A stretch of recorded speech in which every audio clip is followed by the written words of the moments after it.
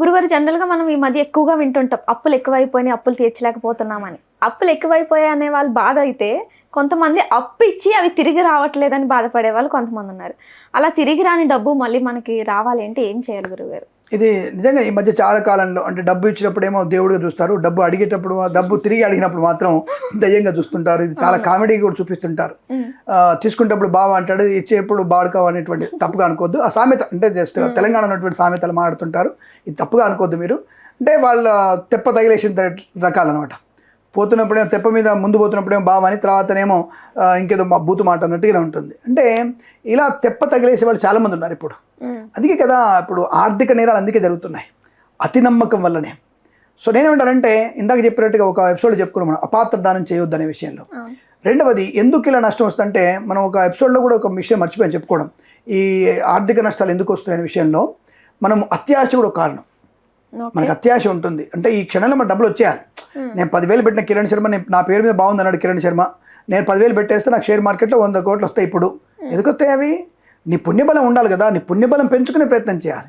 So పుణ్యబలం ఏం చెప్పుకున్నాం మనం, మన ఎట్టి పరిస్థితులు దానము యజ్ఞం చేయాలని చెప్పాము. ఆ విషయం పక్కన పెడితే ఒక విషయం మర్చిపోయిన కూడా మళ్ళీ ఇప్పుడు రిమైండ్ చేయడం. మన అత్యాశ కూడా మనకి మూర్ఖమైన అత్యాశ కూడా నష్టాన్ని కలిగిస్తుంది. ఇక్కడ కూడా మనము ఆ వ్యక్తికి అత్యాశని ఇక్కడ కారణం అంటే వడ్డీ. వీడి డబ్బులు ఉన్నాయి, డబ్బులు ఇచ్చేస్తే పలానాడు మంచివాడే, వాడు డబ్బులు ఇచ్చేద్దాం, పలానా మనవాడే, 10 లక్షలు ఇచ్చేద్దాం, 5 రూపాయలు వడ్డీ, 10 లక్షలు 5 వడ్డీ అంటే 50,000 వాడు ప్రారంభంలో ఇస్తాడు. అందుకని అంటారు కదా అత్యాశ. వీడికి అత్యాశనే, తీసుకున్నోడికి అత్యాశనే. ఎందుకు 10 లక్షలు వస్తున్నాయిగా, వాడు ముందు ప్రిపేర్ అయి ఉంటాడు. 5 రూపాయలు వడ్డీ అనగానే తీసుకున్నవాడు ప్రిపేర్గా ఉంటాడు ఫస్ట్. ఆవిడికి 5 నెలలు ఇస్తే మా ఎక్కువ, తర్వాత ఏం చేస్తాడు చూసుకుందాంలే అంటే వాడు భాషలో బ్రాకెట్లో పెట్టుకోవాలి మీరు, ఇంకేం బిగ్తాడు నన్నట్టు పెట్టుకుంటాడు వాడు. కాబట్టి 5 నెలలు కరెక్ట్ సంచరికి ఇస్తాడు. 5 నెలలు మనం అనుకునే ముందే ఇస్తాడు. బాబాయ్ ఇక డబ్బులు నీవి 50 వడ్డీ ఇచ్చేసారే అంటాడు. రైట్, వాడు 5 నెలలు బాగా ఇస్తున్నాడండి ఫ్రీ, అబ్బా. మళ్ళీ వాడిని చూసి ఇంకోటి వస్తాడు, అనే నాకు 5 లక్షలు కావాలి, నేను వడ్డీ ఇస్తాను. అయితే నేను ఫోన్ చేస్తాడు, ఎరా అబ్బాయి మనోడేనా ఇచ్చేయచ్చా? పర్లేదైనా ఇచ్చేయచ్చు మనోడే. వాడికి 5 లక్షలు ఇస్తాడు, వాడు 2 నెలలు ఇస్తాడు. వాడు 2 నెలలు ఇచ్చిన తర్వాత వీడు మానేస్తాడు. ఇక మెల్లగా వీడు మానేస్తాడు, మెల్లగా వాడిని ఎంబడి తిరుగుతూ ఉండాలి. వాడు మానేస్తే 2 నెలలకు వీడు మానేస్తాడు. అంటే 15 లక్షల రూపాయలు ఒకళ్ళ దగ్గర ఇరుక్కుపోతున్నాయి. మనకు వచ్చిన డబ్బు ఎంత? దాదాపుగా అక్కడ 2 లక్షలు, వీడు ఇచ్చినటువంటి 50,000. అంటే మొత్తం మనం 3 లక్షలు వస్తాయి. 15 లక్షల రూపాయల కోసం మనం వడ్డీ కోసం కాదు, నీ కాళ్ళు మొక్కుతాను బాబు, నా అసలు నాకు ఇచ్చేరా అని చెప్పేసి 2-3 ఏళ్ల తర్వాత వాడిని బతిలాడుకోవాల్సి వస్తుంది. వాడి దగ్గర ఏముండదు, వాడి దగ్గర వాడంతా చేశాడు. అంటే ఏమిటి? నీ అత్యాశ నీకు నాశనం కలిగించింది. తీసుకున్నాడు ఏమైనా బాగుపడతాడా అంటే, వాడికి ఇంట్లో నయము కానటువంటి రోగంతో నాశనం అవుతాడు వాడు. నయము కానటువంటి రోగం ఏ క్యాన్సర్ వాడు తెలవడం 4th కేటగిరీ తెలుస్తుంది వాడికి. 4th స్టేజ్ అండి, ఇంకా ఉండేది గ్యారెంటీ లేదు. ఉసురు తగలదా వీడికి? ఖచ్చితంగా తగులుతుంది ఉసురు వీడికి. అంటే అవతల వాడి యొక్క అప్పనంగా మనం తిన్నటువంటి మనది రోగాన్ని కలిగిస్తుంది. అప్పనంగా తినకూడదు. ఒక పని కోసం తీసుకున్నావు, ఆ పని కోసం తప్పకుండా చేయాలి నువ్వు.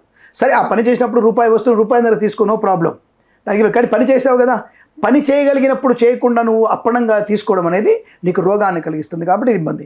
మరి ఇలాంటివి జరగకుండా ఏం చేయాలంటే, అసలు అత్యాశకు వెళ్ళకూడదు. అవతలి వ్యక్తి అవసరానికి, సరే వడ్డీ వ్యాపారం చేస్తున్నావు, అది మంచిది కాదు. సరే, ఓ రూపాయి వడ్డీ, ధర్మ వడ్డీ అంటారు దాన్ని, ధర్మ వడ్డీ అంటారు దాన్ని. ఆ రూపాయి వడ్డీకి నువ్వు తప్పకుండా వాడికి ఇస్తే వాడికి ఇవ్వాలన్న బుద్ధి ఏర్పడుతుంది. నీకు దగ్గర డబ్బు ఉంది, నిలువ ఉంది, అది రూపాయి వడ్డీకి ఇస్తే నీకు 1 రూపాయి వస్తుంది, వాడి అవసరం తీరుతుంది, బ్యాంకు వడ్డీ కన్నా తక్కువ ఉంటుంది. మళ్ళీ నీకు ఇచ్చేయాలన్నటువంటి వాడికి ధర్మ బుద్ధి వాడుకుంటుంది. నువ్వు అధర్మ వడ్డీ తీసుకుంటే వాడు ధర్మంగా ఇవ్వాలని లేడు. ఇద్దరు అధర్మాన్ని పడి నీ వల్ల 2 కుటుంబాలు నాశనం అయిపోతున్నాయి. కాబట్టి ఇలాంటి ధర్మపరమైనటువంటి న్యాయంగా ఉంటే నీకు మంచిది. మరి ఈ కాలంలో ఎవడు ఉంటాడు? నువ్వు అడుగుతా కింద కామెంట్ వస్తుంది మనకి వెంటనే, నువ్వు ఉంటావా, నువ్వు 10 లక్షలు నాకు నీకు రూపాయి వడ్డీ ఇస్తాను కింద కామెంట్ చేసేవాళ్ళు మనకు ఉంటారు. బట్ అలా ఉన్నప్పుడు అలా ఉంటే ఖచ్చితంగా ఇవ్వగలుగుతాం, తప్పకుండా దానివల్ల అంతే తీసుకుంటాం మనం. కానీ అది అవతల వాడికి అపాత్ర దానం కూడా చేయకూడదు. అంటే దేనికి తీసుకుంటున్నాడు వాడు? పొలం కొంటున్నాడా, ఇల్లు కొంటున్నాడా, ఎవరి కోసం తీసుకుంటున్నాడు? అవసరార్థం నువ్వు డబ్బు దానం చేయాలి.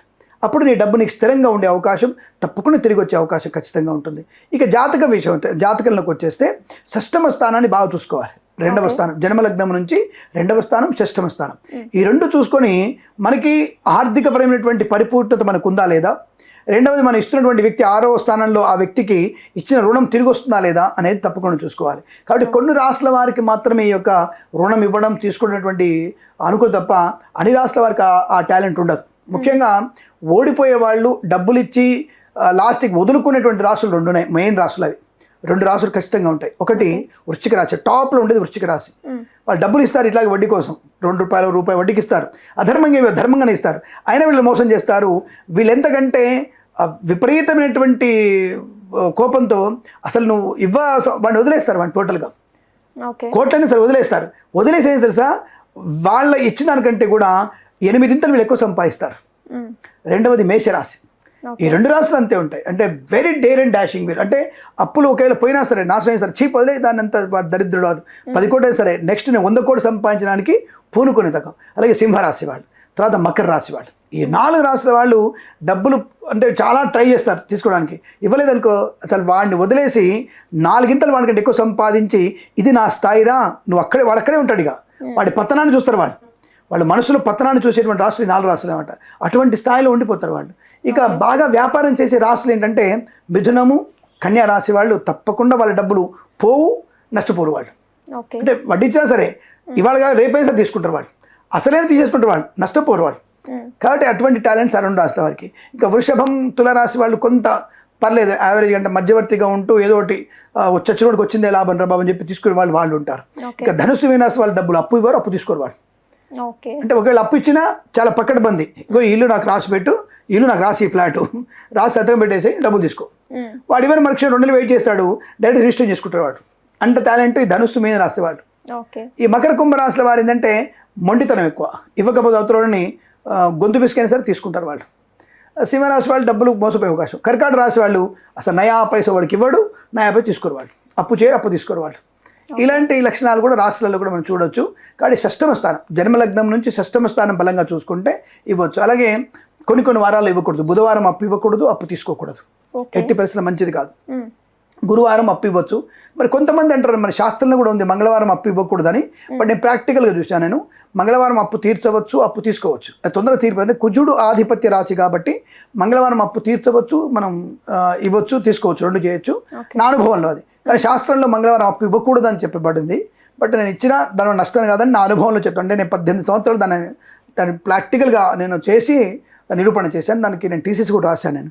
కాబట్టి మంగళవారం ఇవ్వచ్చు, సోమవారం అప్పు ఇవ్వ తీసుకోవచ్చు, బుధవారం ఒకటి, శనివారం కూడా అప్పు ఇవ్వకూడదు, తీసుకురావద్దు. అది 2 మాకు నష్టాన్ని కలిగిస్తాయి. కాబట్టి జాగ్రత్తగా ఉండే ప్రయత్నం చేయాలి. ఇలా శనివారం ఇవ్వకూడదు, తీసుకోకూడదు, 2 చేయకూడదు.